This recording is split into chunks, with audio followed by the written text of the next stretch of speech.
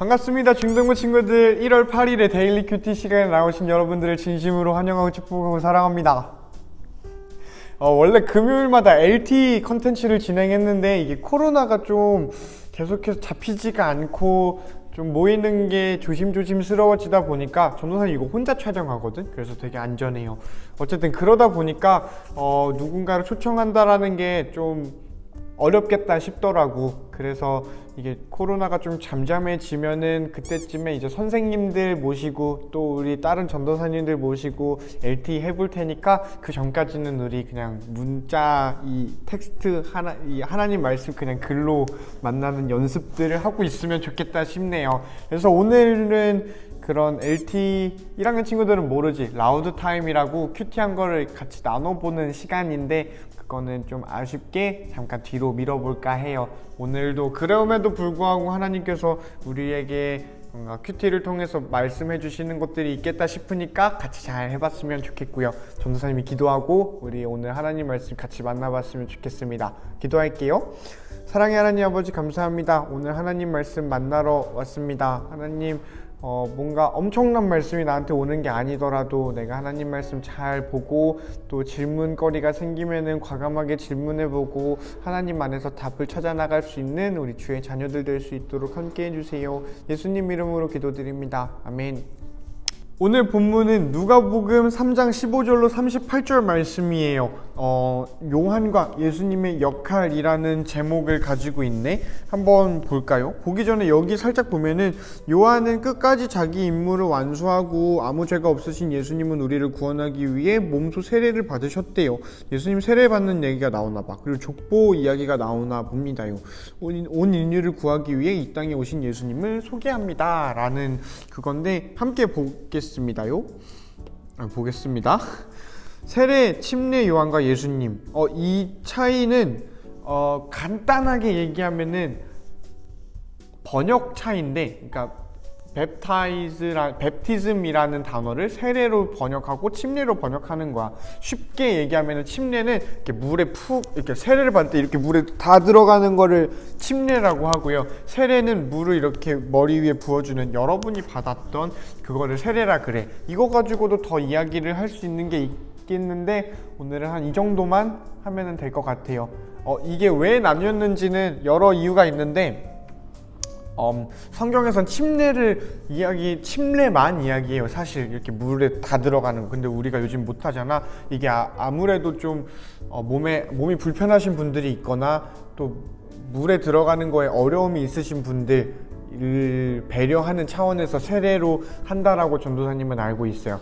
또 여러 가지가 있는데 그건 나중에 기회가 되면 이야기를 해보고, 이 요한이라는 사람이 침례와 세례를 줬기 때문에 세례 혹은 침례 요한이라고 불렸다라는 것만 알았으면 좋겠어요. 함께 봅시다. 백성들은 그리스도를 기다리고 있었기 때문에 혹시 요한이 그리스도일지 모른다는 생각을 마음속으로 했대요. 그래서 요한이 모든 사람들에게 그렇게 대답을 한 거야.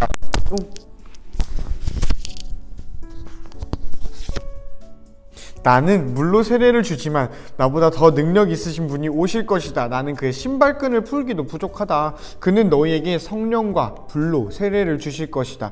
타작마당을 깨끗하게 하고 알곡을 곳간에 저장하기 위해 그분은 손에 키를 드셨다. 쭉정이는 꺼지지 않는 불에 태워버릴 것이다. 요한은 이 외에도 많은 권면을 하면서 백성들에게 복음을 전파했습니다. 헤롯 분봉왕은 헤로디아의 일과 그 외에도 그가 저지른 여러 가지 악한 일 때문에 요한에게 책망을 받았습니다. 거기에다가 헤롯은 한 가지 악을 더 저질렀습니다. 그것은 요한을 감옥에 가둔 것입니다. 요한이 감옥에 갇혔대요. 세례를 받으신 예수님, 모든 사람들이 세례를 받았을 때 예수께서도 세례를 받으셨습니다. 예수님이 기도하고 계실 때 하늘이 열렸대. 그리고 성령이 비둘기의 모습으로 예수님께 내려왔습니다. 하늘로부터 너는 내 사랑하는 아들이다. 내가 너로 말미암아 기쁘다. 라는 목소리가 들렸습니다. 예수님의 족보라는 이야기가 나오고 되게 뭔가 많아요, 글자가. 이거 다 읽을까? 다 읽으면 좋겠지만 여러분이 혼자 읽는 시간이 있으니까 살짝만 읽어볼게요. 예수님께서 일을 시작하실 때는 30세쯤이었대. 그래서 사람들은 예수님의 요셉의 아들로 여겼대요. 그 요셉은 헬리의 아들이고 마따의 아들이고 레위의 아들이었는데 이렇게 쭉 보다 보니까 좀 우리한테 익숙한 이름이 나오기 시작해요. 누가 나오냐면은 어딨지? 아까 봤는데 스룹바벨도 나왔었고요. 엘리야김도 나왔었고요. 여기 있다. 다윗이 나옵니다. 우리 다윗 알죠? 이 사람들은 뭐 지나가면서 들어봤을 법한 이름들이야. 그런데 우리가 좀 메인 세임으로 한 번쯤 다뤄봤던 인물 하면은 아무래도 다윗이겠다 싶어요. 다윗, 이스라엘의 왕이었죠. 이새의 아들이었고, 그 이새는 오벳의 아들이었고, 그 오벳은 보아스의 아들이었고. 이거 아는 사람 있을까? 보아스는 롯이라는 여자랑 뭔가 썸씽이 있던 남자인데, 이 사람이 다윗의 증조 할아버지 같은 거죠. 그래서 롯은 그 다윗의 증조 할머니 같은 거야. 고조인가? 하나 둘 셋. 할아버지, 증조 할아버지, 고조 할아버지, 고조 할머니겠죠. 그래서 어쨌든 그 이방 여인에 대한 이야기인데 이건 나중에 얘기를 해보고요. 그래서 쭉 올라가다 보면은 여기 또 나와. 야곱, 이삭, 아브라함. 아브라함의 하나님, 이삭의 하나님, 야곱의 하나님, 우리 조상의 하나님이라고 부르죠. 이 사람들이 나오고 또 가다 보면 노아가 나옵니다. 노아는 누구 아들이었고 레멕의 아들이었대. 그러고 무드셀라라는 이름이 나와요. 우리 성경 경시대 같은 거 열심히 나간 친구들은 아마 알 이름인데 왜 이런 문제가 나오잖아. 다음 중 성경에서 제일 오래 산 사람은 1번 모세, 2번 아브람, 3번 무드셀라 하면은 답이 3번이었거든. 무드셀라가 뭐 969살인가? 아마 그럴 거예요.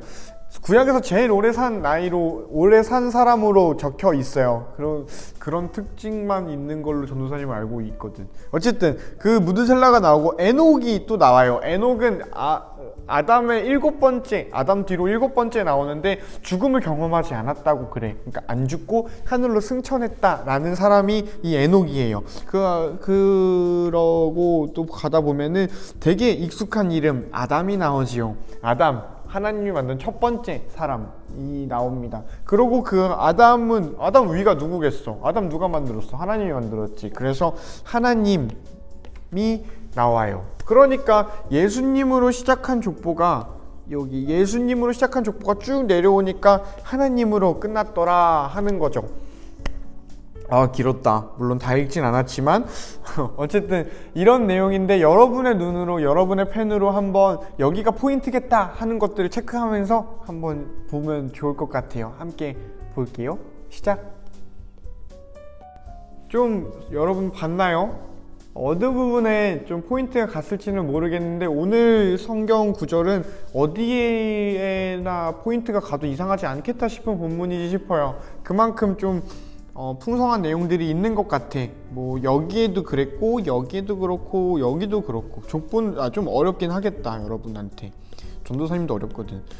그래서 오늘은 사실 전도사님이 전도사님 큐티 이렇게 했어 라고 알려주는 것보다 하도 그냥 좀 설교하는 것 같아가지고 그래서 여러분한테 질문거리를 줘볼까 해요. 그래서 여기에 하나 여기에 하나 여기에 하나 질문을 해볼까 하는데 첫 번째는 이겁니다. 여기서 요한이 나는 그분의 신발끈을 풀기도 부족한 사람입니다 라고 말을 하는데 그게 백성들이 그리스도를 기다렸다가 요한이 예수님이겠다 라고 한 사람들한테 대답을 해준 맥락이었어. 그러면은 이 요한이 한 거는 뭘까 라는 거를 여러분들이 생각해 보면 좋겠다 싶은 게 있고요. 그러니까 요한이 왜 이렇게 예수님을 말하고 표현했을까? 요한이 생각한 예수님은 어떤 분이었을까를 여러분이 스스로 생각해 보면 좋겠다 싶은 게 하나 있고 3개 말해줄 건데 하나만 골라. 두 번째, 세례를 받으신 예수님이야. 이거 좀 전도사님 사실 이 질문은 이거 가지고 설교를 한 5줄을 해도 모자랄 정도의 어떤 그런 좀 헤비한 본문인데 한번 생각해 보면 좋겠다 싶은 게 뭐냐면은 세례라는 게 좀 죄가 있던 사람들이 그 죄를 씻으려고 죄사함을 받으려고 받는 거였거든. 그래서 막 그러니까 죄인들이 나와서 그 회개 세례를 받아라 이런 것들이 있었는데 예수님이 세례를 받았다라는 거는 그러면 예수님이 죄인이었다는 말이거든. 예수님이 죄가 있으니까 세례를 받았다는 건데 우리가 알고 있는 예수님은 흠도 없고 티도 없고 죄도 없는 그런 어린 양으로 오신 예수님이고 우리의 죄를 짊어지신 분인데 그럼 그 예수님이 왜 세례를 받았을까 싶은 게 있는 거지. 그렇지 않냐? 그러니까 예수님은 세례를 받을 필요가 없었는데 왜 세례를 받았을까 하는 거를 여러분이 스스로 질문을 해보면 좋겠다 싶어요. 이게 진짜 어려운 거긴 하거든. 전도사님 생각에도 이게 중딩들이랑 같이 얘기할 만한 건 아니겠다 싶은데 아마 하면은 좋겠다. 전도사님 개인적인 욕심이야. 한번 생각해보면 좋을 것 같아. 그리고 마지막으로는 예수님의 족보가 왜 나왔을까?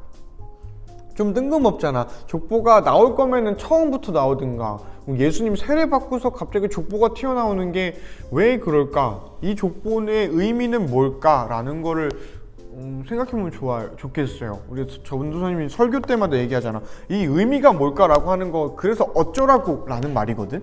이 족보 그래서 어쩌라고 이 족보를 보고 뭐 우리한테 어쩌라는 건지 한번 너네가 생각해봤으면 좋겠어.